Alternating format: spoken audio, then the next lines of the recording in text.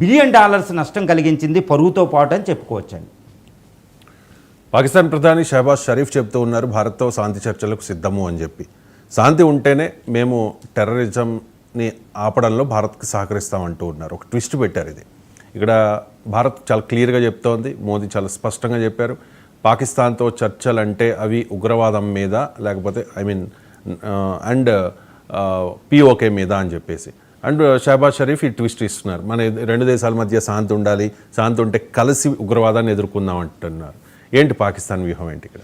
అవునండి, నిన్న మన విదేశాంగ మంత్రి ఎస్ జయశంకర్ గారు కొండ బద్దలు కొట్టినట్టు చెప్పారు, ఎక్స్ప్లిసిట్గా చెప్పేశారు.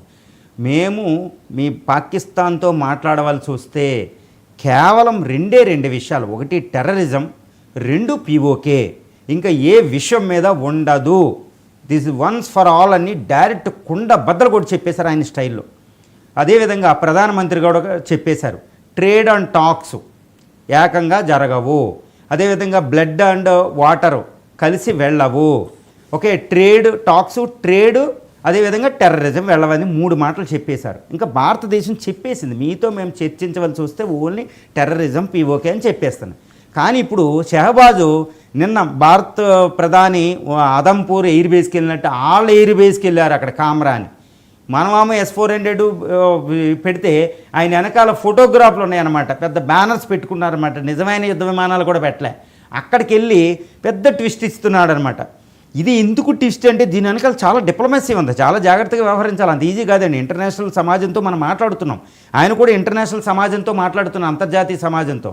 వాళ్ళతో మేమేదో పెద్ద గొప్పవాళ్ళమని చెప్పుకోవాలన్నమాట పాకిస్తానీ ప్రజల దగ్గర. ఆయన ఏమంటున్నాడు, భారత్ పాకిస్తాన్లు సీటు కూర్చుని శాంతి చర్చలు చేద్దాం, శాంతి వచ్చిన తర్వాత టెర్రరిజాన్ని అరికట్టడానికి మేము పాటుపడుతున్నాం అంటున్నాం. భారతదేశం ఏమంటుంది, టెర్రరిజం ఫస్ట్ మాట్లాడు, పిఓకే కోసం ఫస్ట్ మాట్లాడంటే ఆయన ఏమంటున్నాడు, ముందు కాశ్మీర్ ఇలాంటి విషయాల మీద మనం మాట్లాడుకుని శాంతి వచ్చిన తర్వాత మేము టెర్రరిజానికి కోఆపరేట్ చేస్తాం, అప్పుడు దాకా మేము టెర్రరిజం ఆపము అని చెప్పినట్టు వేసినట్టే.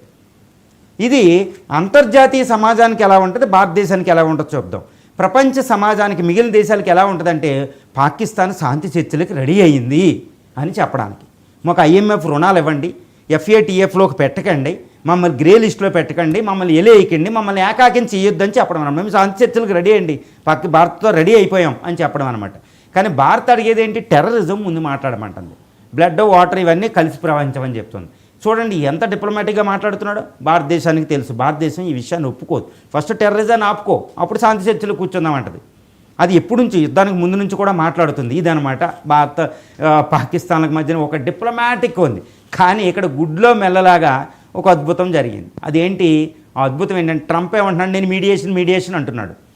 కానీ అమెరికా భారత్ ఏమంటుంది, ఈ కాశ్మీరు భారత పాకిస్తాన్ల మధ్య ఏ సమస్య అయినా ఇది ద్వైపాక్షికమే, అంటే రెండు దేశాలే కలిసి మాట్లాడుకోవాలి, ప్రపంచంలో ఏది మిడిల్ మ్యాన్గా అంటే ఒక మేము మధ్యవర్తిగా అవసరం లేదంటుంది. నిన్న పాకిస్తాన్ కూడా ఈ మాటలు అది ఒప్పుకుంది, మేము ద్వైపాక్షికంగా మేము రెడీ, మిడిల్ మ్యాన్ని ఎవరిని రమ్మని అనలేదు. అదొకటి మంచిది, అదొకటి అయితే ఒప్పుకున్నాడు సగం. సో ఏదేమైనా పాకిస్తాన్ గేమ్ ప్లాన్ చేయడం మొదలైంది. మాదే విజయం అని చెప్పుకుంటున్నారు, ప్రజల దగ్గర గాంభీర్యం వెళ్ళిపోతున్నారు. కానీ పాకిస్తానీలు మాత్రం వీళ్ళని ఆర్మీని గవర్నమెంట్ని నమ్మేలా లేరు. కాకపోతే ఏదోలాగా అంటే ఇప్పుడు పాకిస్తాన్ నెత్తి మీద ఒకటి ఉంది, ఏది ఓటమి అయ్యింది కాబట్టి తప్పకుండా చర్చలకు రావాలి, మేము వెళతాం బాబు భారత్, మేము చర్చలకు వస్తాం అని చెప్పినట్టయితే అయ్యింది. అయితే షహబాజ్ షరీఫ్